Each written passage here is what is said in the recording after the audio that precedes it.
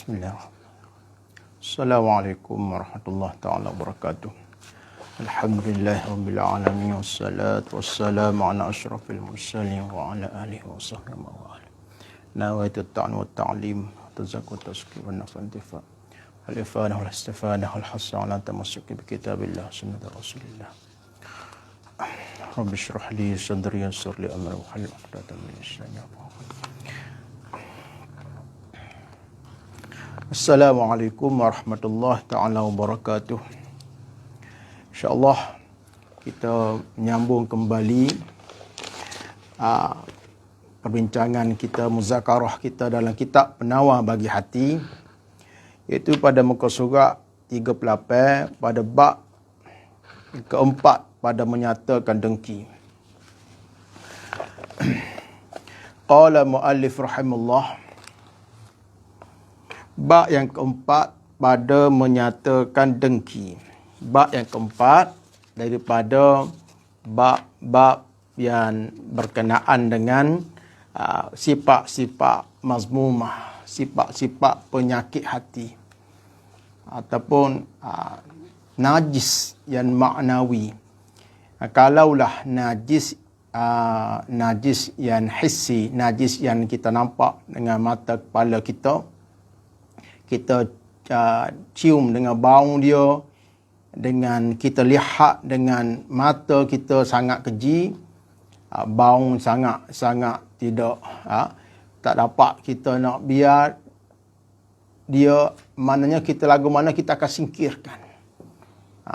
Dan menjadi syarat untuk kita buat ibadat kepada Allah Subhanahu Wa Taala, ibadat-ibadat tertentu yang mana kita nak berhubung dengan Allah Subhanahu Wa Taala.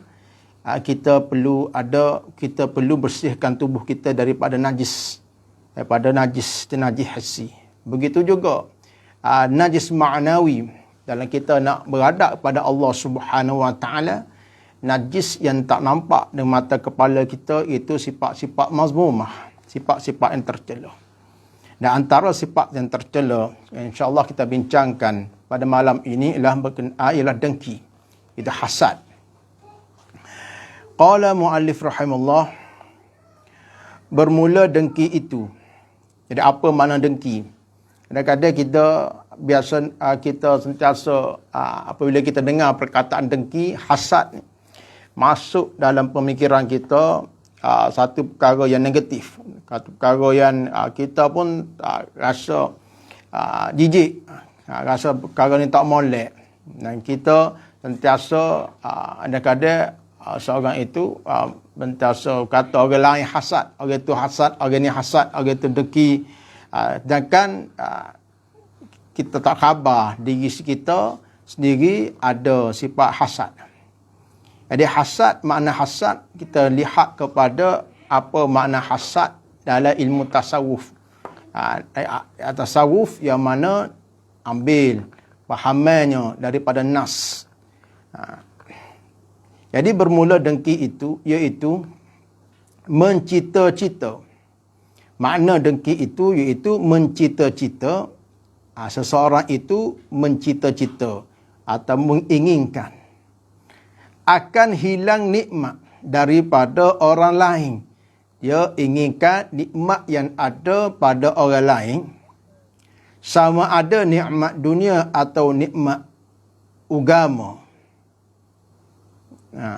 Mencita-cita akan hilang nikmat daripada orang lain, sama ada nikmat dunia atau nikmat agama. Atau mencita-cita akan turun bala atasnya, atas seorang yang dengki itu. Jadi itu makna dengki. Mana orang dengki ialah orang yang inginkan.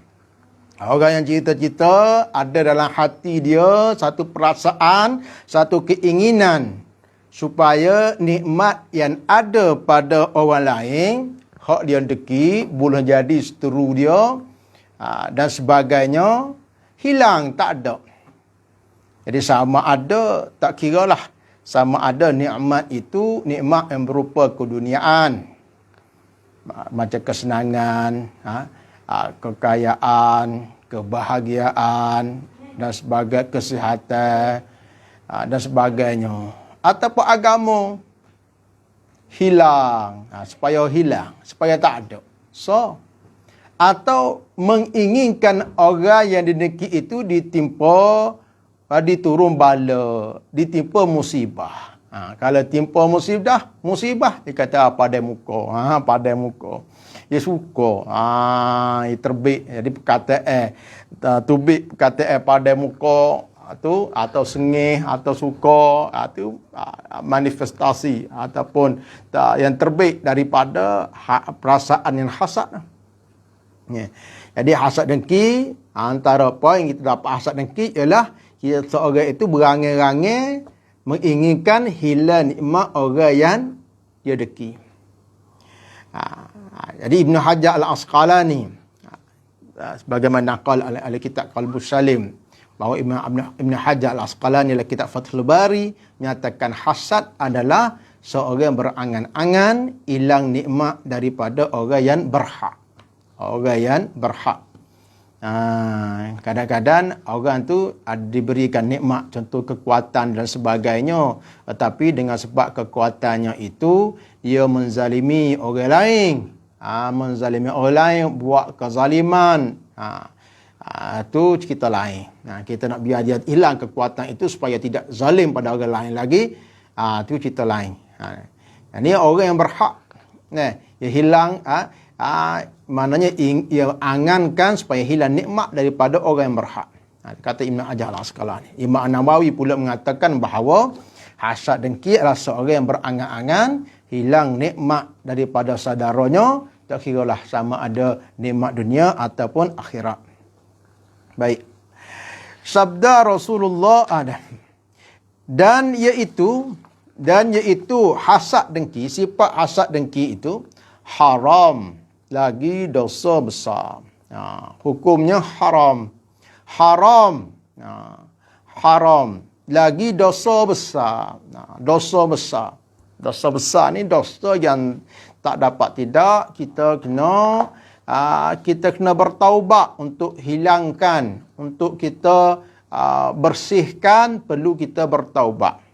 Dan apabila bertaubat yang bersangkut paut dengan hak manusia pula, perlu kita minta maaf. Dan iaitu haram lagi dosa besar. Mana kalau seorang terdeki pada seorang sehingga dia menyebabkan melakukan tindakan-tindakan yang menyakiti, sama ada contohnya dia mengupak ataupun dia mengeluarkan kata-kata kesal ataupun dia buat fitnah. Jadi dosa besar satu. Keduanya dia kena minta maaf. Dan iaitu haram lagi dosa besar. Bahkan adalah ia dengki itu satu penyakit yang besar daripada segala penyakit hati. Bahkan dengki ini adalah satu penyakit hati hak paling besar. Makna paling darurat, paling mudarat, paling berbahaya. Paling berbahaya sekali. Paling berbahaya sekali nak dibandingkan dengan penyakit-penyakit hati yang lain. Sebab ia menjadi punca banyak kepada penyakit-penyakit hati yang lain.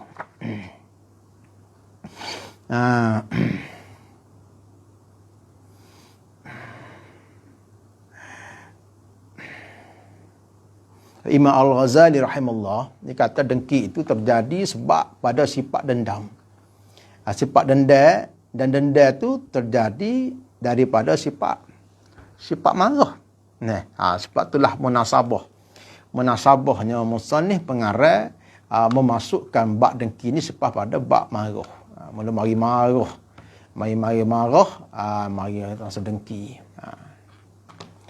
Sabda Rasulullah sallallahu alaihi wasallam, al-hasadu ya'kulul hasanati kama ta'kulun narul hatab.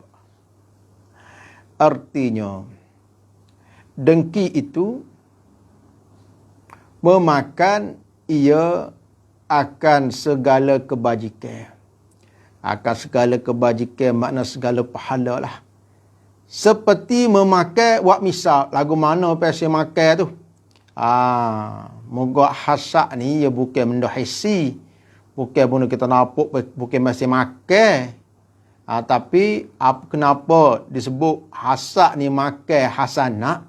Hasad ni makan kebajikan pahala. Misal serupa dengan memakai oleh api akan kayu api. Supaya misal serupa dengan api makan kayu api. Mana membakar akan kayu api. Orang panggil kayu api ni sebab dia mudah bakar dengan api lah.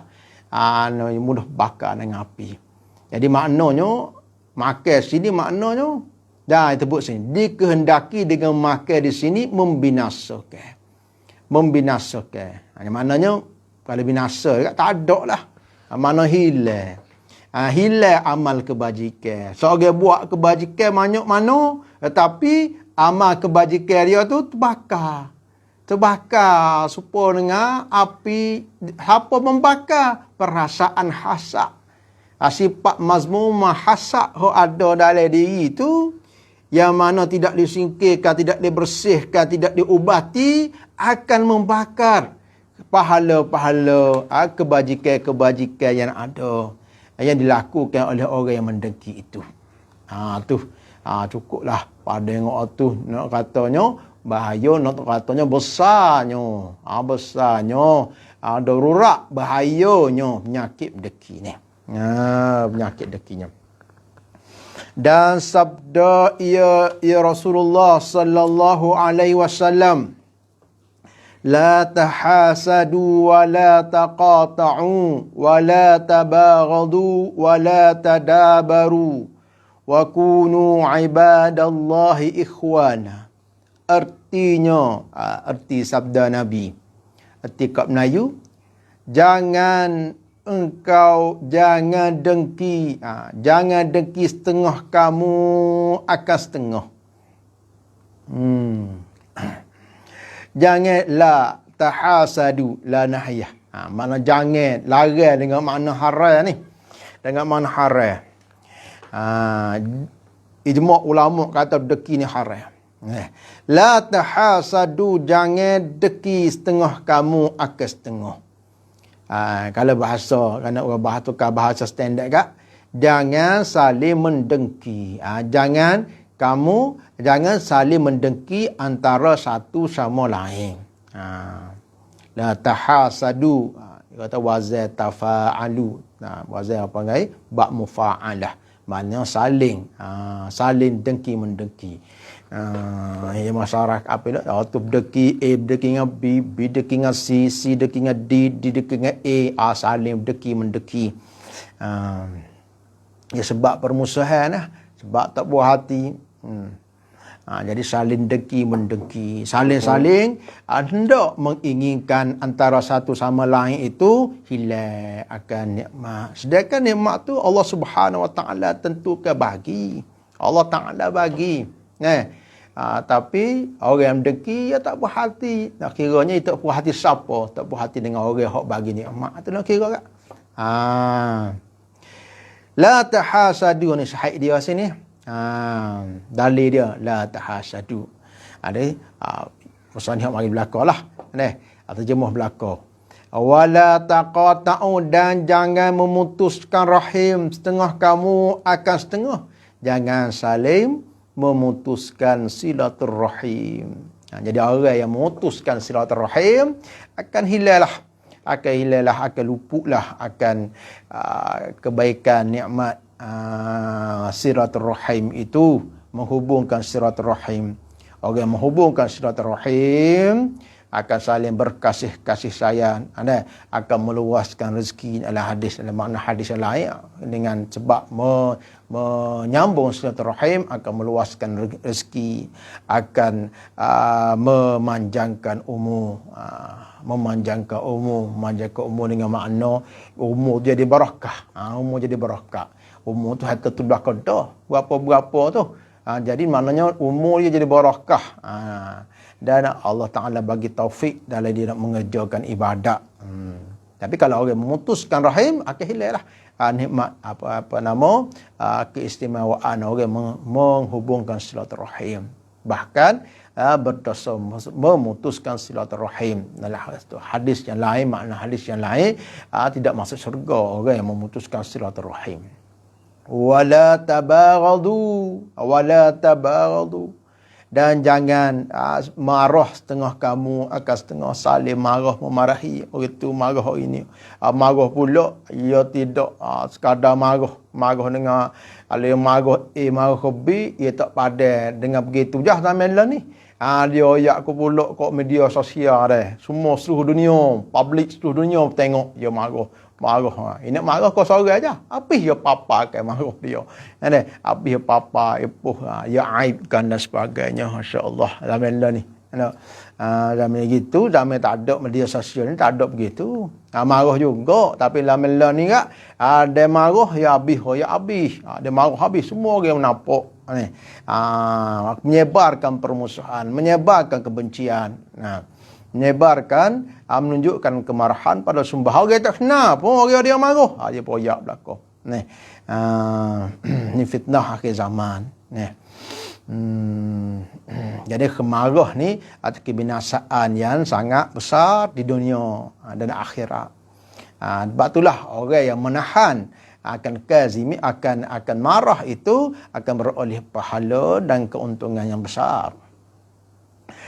Dan jangan membelakangkan setengah kamu akan setengah ketika berjumpa. Jangan saling membelakangi. Jangan saling membelakangi ketika berjumpa. Mana tak belakangi lah tu. Kata. Wakunu. Ni tapi Allah Subhanahu Wa Taala kata, apa Nabi sallallahu alaihi wasallam kata, wa kunu ibadallahi ikhwana. Tetapi jadilah hamba-hamba Allah yang bersaudara. Jadi penyakit sosial, penyakit masyarakat yang berlaku. Sebab itulah dia guna wazan mufa'al lah, saling.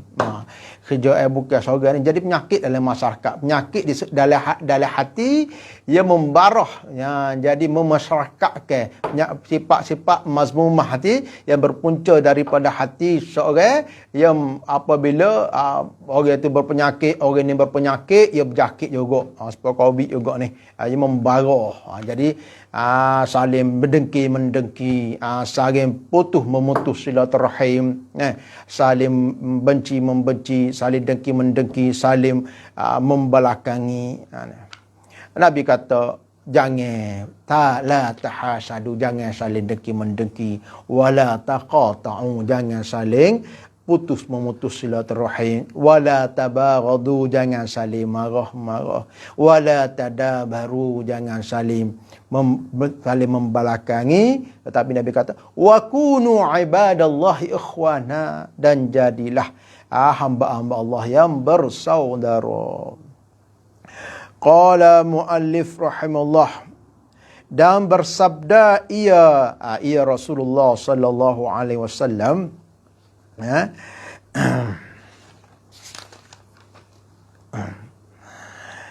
jadi dabba ilaikum da'ul umami qablakum al-hasadu wal baghdha. Hadis riwayat Tirmizi daripada Zubair bin Awam. Maksudnya,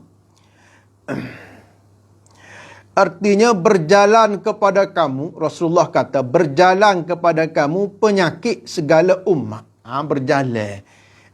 Berjalan lagu mana? Mudah kita nampak lah ni lah mesti penyakit ni. Dia berjalan, penyakit dia berjalan. Itu duduk setepak. Jadi kita orang rajin berjalan ni, tidak jaga sebagaimana patut jaga ni, penyakit berjalan kepada tempat lain lah. Tempat penyakit berjalan situ, berjalan sini. Mana berjakit. Berjakit atau panggil melarat. Berartinya berjalan kepada kamu penyakit segala umat yang dahulu daripada kamu. Jadi penyakit, kerana penyakit deki ni, penyakit hak dahulu lagi. Hak zaman gitu lagi. Umat sebelum Nabi lagi. Tapi berjalan melarat apa? Kepada umat lah ni. Pada hari ni. Dengki dan sangat benci. Dengki dan sangat benci. Mana saling benci, membenci sama lain. Allah ni, nampak sangat. Benci dan dengki dan saling benci. Apa makna berjalan sini ni? Dabba ni, sama kata berjalan pun. Orang kata, highway tu lah, highway macam mengakuk gitu. Highway melata tu. Jadi makna musannif pengarang ia bagi tafsir sini dikehendaki dengan berjalan di sini, makna berjalan sini melarat atau kan mereboklah, merebok dan berjangkit. Melarat dan berjangkit. Dan bermula sebab bagi dengki itu. Kita tengok pula musannif pengarang nyatakan apakah sebab, apakah punca berlakunya penyakit hati dengki ini. Dan kerana untuk kita bersihkan, untuk kita singkirkan, kita sucikan daripada najis sifat mazmumah ini, perlu kita tahu sebab dia. Dan bermula sebab bagi dengki itu, ada kalanya takabur. Boleh jadi ada kalanya takabur. Disebabkan takabur. Takabur ni mudah bahagia. Rasa anggap diri dia dia tu lebih besar, lebih mulia daripada orang lain. Orang lain lebih hina daripada dia. Jadi tak buat hatilah. Tak buat hati. Kalau seorang tu diberi nikmat. Diberi Tuhan bagi apa-apa nikmat, dia rasa orang tu tak patut dapat nikmat patutnya dia. Dia orang lama dia orang otai, dia dan sebagainya. Dia rasa lebih molek. Sebab ia takabur tu, dia rasa orang lain tak patut dapat tu. Jadi dia ingin dalam hati dia supaya dihilangkan nikmat orang tu. Itu punca dia, takabur. Dan ada kalanya berseteru. Ada kalanya kerana berseteru. Ada kalanya kerana berseteru, kerana permusuhan. Sebab itulah Imam Ghazali kata bahawasanya seteru itulah hak lebih kuat daripada segala sebab-sebab deki, seteru, permusuhan. Lah ni mudah, semua baloh. Semua orang baloh. Baloh tu sikit-sikit ada benda baloh.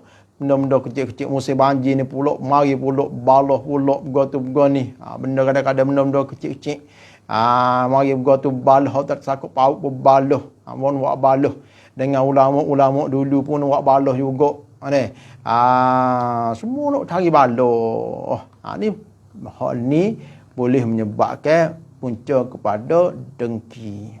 Dengki. Apabila mari berseteru tu kak, nak biar kahwin hak dia seteru tu jatuhlah. Nak suruh kahwin hak dia seteru tu hilang nikmat. Sama ada tak kira lah nikmat dunia ke atau nikmat akhirat ke. Nikmat akhirat contohnya seorang tu diberikan dia orang contohnya orang hak diberi kelebihan dari sudut agama ni. Jadi nak suruh jadi tak puas hati, dia rasa dia lebih alim lagi, dia lebih pandai lagi, jadi nak suruh hilang nikmat, nak hilangkan. Tak orang hak dia deki tu mungkin boleh jadi lebih masyhur dan sebagainya. Jadi rasa tak puas hati, dia rasa dia lebih lagi. Jadi nak hilangkan. Jadi mari deki. Ataupun boleh jadi dengan sebab perselisihan pendapat dan sebagainya, mari kepada apabila berselisih pendapat, nak kepada kawal lidah pula. Nak kepada kawal lidah, nak kepada kawal kemarahan pula. Lepas tu, kalau tubik perkataan yang tak molek, kadang-kadang betul-betul sangat saling sakit menyakiti hati, ia mari berseteru pula. Perseteruan disebabkan walaupun kononnya untuk menegakkan kebenaran, tapi kadang-kadang tak khabar disebabkan oleh nafsu. Nafsu nak menegakkan pendapat sendiri, nafsu nak berjidal dan sebagainya, jadi punca kepada deki dalam masa tak khabar. Dan ada kalanya, sebab kata, dan ada kalanya dengan sebab keji nafsu. Sebab keji nafsu. Mana jahat nafsu? Jahat tabiat. Nafsu tu pesen dia tu. Jahat nafsu tu. Bapa orang nafsu, orang jahat ni tidak reda dengan nikmat diberikan oleh Allah Subhanahu Wa Taala kepada orang lain.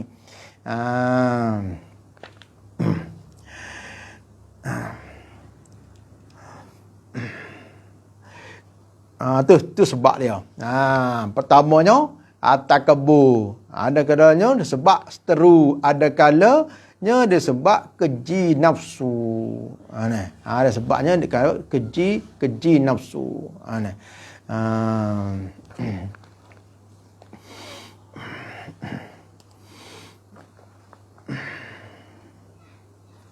Sebab itulah dari kitab Qalbus Salim menakalkan faedah hasad, penyakit hasad ni. Jadi penyakit hasad ni kita kena jaga. Jangan kita rasa kita ni agak selamat semua. Kita kena tilik kepada keaiban diri kita. Jangan duk gaduh tengok keaiban orang lain. Kita ngaji tasawuf ni, kita nak tilik kepada keaiban diri kita. Bah penyakit hati ni, dia kena pada siapa saja. Kadang-kadang tak khabar.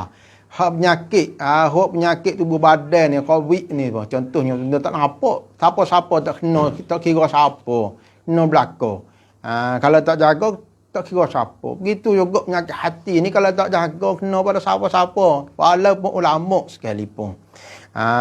Imam Al-Jauzi kata, ta'ammaltu tahasud bainal ulama. Aku memperhatikan, ta'ammaltu, aku perhati sifat hasad berlaku antara ulama. Waktu kata, fara'aitu man sya'atu min hubbid dunya. Lalu aku lihat sebabnya kenapa ulama orang alim ni, orang mengajar saling deki juga. Fara'aitu man sya'atu min hubbid dunya. Lalu aku lihat sebabnya adalah kerana cinta kepada dunia. Fa innal ulama al-akhirah yatawadduna wa la yatahasaduna. Maka sesungguhnya ulama yang saling berkasih sayang, ulama akhirat. Fa inna ulama al-akhirat, ulama akhirat ialah yatawadduna wa la yatahasadun, saling berkasih sayang dan tidak saling dengki mendengki antara satu sama lain.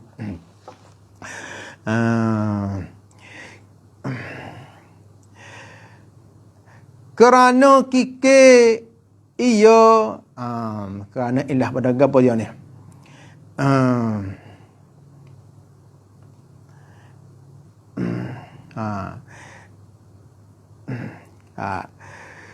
Sebab bagi dengki itu ada kala takabur, ada kala seteru, ada kala keji nafsu. Keji nafsu ni, ilah pada kata keji nafsu ni, apa buruk nafsu ni? Keji nafsu nak berdeki ni apa? Kerana kike ia dengan nikmat Allah atas hambanya, dengan ketiadaan tujuan yang baik. Jadi musannif kata tadi, sebab bagi diri pertama takabur ni, rasa diri ni besar, rasa diri lebih mulia daripada orang lain, rasa orang lain tu lebih hina daripada diri dia. Yang keduanya dengan sebab seteru. Yang ketiga keji nafsu. Keji nafsu lah apa? Kerana kikir ia. Kikir dalam bahasa Kelantan dia panggil kupik. Atau panggil kedekut. Standard panggil kedekut. Kedekut. Biasa kedekut ni hak sendiri. Kita tengok kita Piramli Haji Bakhil. Haji Bakhil tu dia dekut hak pitih dia. Yalah pitih hak Tuhan bagi, nikmat Tuhan bagi pada dia lah. Tapi cara hissi, cara zahir ni hak dia. Pitih dalam poket dia. Tetapi orang hak hasid, orang hak deki ni dia kupik. Bukan hak dia. Nikmat Allah Ta'ala atas hambanya. Hak Tuhan. Hak orang hak dia deki tu. Orang tu seorang tu kaya, dia deki. Orang tu ada harta. Atau orang tu sihat. Orang tu soho. Orang tu dipuji oleh orang lain. Hak tu hak dia dah. Hak orang lain tu dah. Dia deki. Dia kupik. Itu sewi. Itu sewi hak bukan hak dia. Bukan hak dia pula. Lepas tu hak siapa bagi? Hak Tuhan bagi. Ya kupik. Dengan ketiadaan tujuan yang baik. Dan sebab kerja nafsu lah. Kalau dia tak say, dia tak suka Allah. Dia ni, dia ada kuasa, dia zalim kau orang. Dia ada kuasa, dia buat zalim kau orang. Dia ada harta, dia buat maksiat. Jadi, dia tak suka. Dia ada dalam hati dia. Kalau boleh, dihilangkan kuasa dia. Dihilang supaya dia tidak menzalimi orang lain. Itu tak apa. Cerita lain tu. Ni sebab dengan tujuan yang tidak baik. Bukan dengan ketiadaan tujuan yang baik. Habis. Ni sebab. Dan tiada haram oleh ghibtah. Jadi deki ni haram. Tidak haram ghibtah. Apa tiba-tiba masuk ghibtah ni? Dia ghibtah ni orang panggil hasad majazi. Orang panggil. Jadi ulama Imam Nawawi kata hasad ni boleh bagi pada dua. Pertama hasad hakiki, yang kedua hasad majazi. Hasad hakiki seorang mengharapkan nikmat orang lain hilang. Hak ni hasad hak pasal begini ni diharamkan. Jumhur ulama sepakat ulama kata haram. Adapun hasad majazi, hak ni ghibtah ni, hak ni dia maksudkan ghibtah. Maknanya ia ingin supaya nak nikmat seperti hak ada pada orang lain. Tapi ia tidak harapkan hilang, tidak harapkan nikmat tersebut hilang. Yang ada pada orang lain itu. Jadi, ghibtah ni dibenarkan, dibolehkan. Jadi sama ada benda ni perkara dunia ataupun akhirat. Tapi jangan tukar. Kalau seorang tu dia tak suka nikmat yang ada pada orang lain, walaupun dia tak say biarlah nikmat yang tak boleh dia pun, tapi tak say orang nikmat tu boleh pada orang lain, hak tu berdeki, hasad hakiki hak tu. Hak ghibtah ni dia nak juga nikmat hak ada pada orang lain, tetapi dia tak ada masalah. Kalau orang lain dapat nikmat, orang lain boleh berlaku, tak ada masalah. Tapi dia nak juga. Tak kira lah. Benda tu berkait dengan dunia ataupun akhirat. Itu diharuskan. Apalagi ia berkait dengan akhirat. Dibolehkan dalam akhir. Dan ada anjuran. Dia anjurkan. Kalau dunia, orang panggil diharuskan. Kalau akhirat dianjurkan. Mana dalil? Allah Subhanahu Wa Ta'ala sebut, wa fi dzalika falyatanafasil mutanafisun. Dan itulah kehendaknya berlumba-lumba mereka ingin merebut kelebihan dan kesenangan. Saling berlumba-lumba pada kebajikan. As-sabiqunal khairat.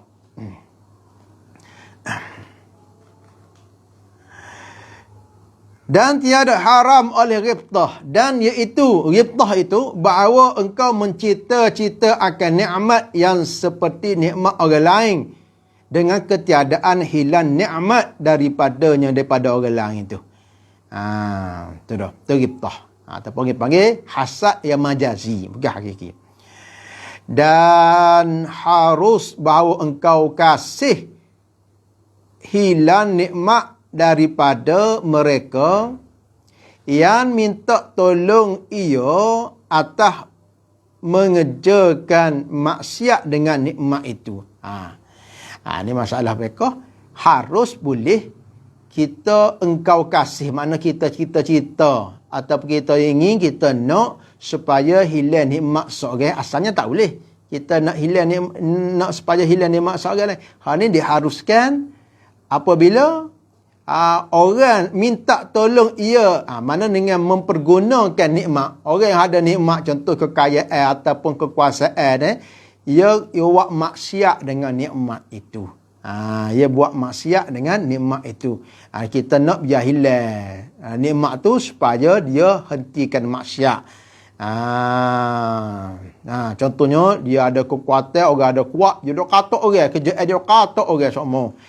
Kita biar hilang kekuatan dia supaya dia tidak katok orang dah. Takat tu. Ada. Bukan kerana mana kerana tujuan yang baik dah tu. Tu tak apa. Kerana bahawasanya engkau sebenarnya, bapa kata tak apa ni, bapa kata harus ni. Harus mencita-cita akan hilang nikmat. Akan mereka orang minta pada mereka yang minta tolong ia atas mengerjakan maksiat. Maknanya orang yang mempergunakan nikmat diberikan oleh Allah Ta'ala itu untuk mengerjakan maksiat, apa boleh? Kerana bahawasanya engkau sebenarnya bukan kasih akan hilang nikmat. Kerana sebenarnya, kita tak situ. Bukan nak suruh hilang nikmat, bukan suka nak hilang nikmat. Bahkan tetapi, engkau, mana masuk engkau tu, engkau kasih akan hilang maksiat. Sebab tu. Bermula alamat. Berarti nak cek lagu mana? Mungkin kasih belakang, nak belakang ni, nak cek lagu mana? Asmabu ni, nak cek lagu mana? Bermula alamatnya, dalilnya engkau kasih akan hilang maksiat tu, bukan nak kasih hilang nikmat. Jika meninggalkan ia akan maksiat, kalau orang kita nak suruh hilang nikmat tu sebabkan maksiat tu, kalau dia tinggal ada maksiat itu, nescaya tiada kasih engkau akan hilang nikmat padanya. Kita tak save pun dia hilang nikmat, biarlah dia kaya, biarlah dia kuat, biarlah dia ada kuasa pun. Biarlah. Itu dalil dia. Tapi bukan semata-mata, bukan kerana kalau dia tidak buat zalim, dia tidak nak korek, dia tidak gunakan nikmatnya tu pada benda hak tak molek, kita nak suruh hilang nikmat juga tu, tu deki, tu bukan, tu tidak diharuskan. Dan ketahui olehmu bahawasanya wallahu ta'ala a'lam. Subhanallah bihamdi, asyhadu an la ilaha illa anta astaghfiruka. Assalamualaikum warahmatullahi taala wabarakatuh.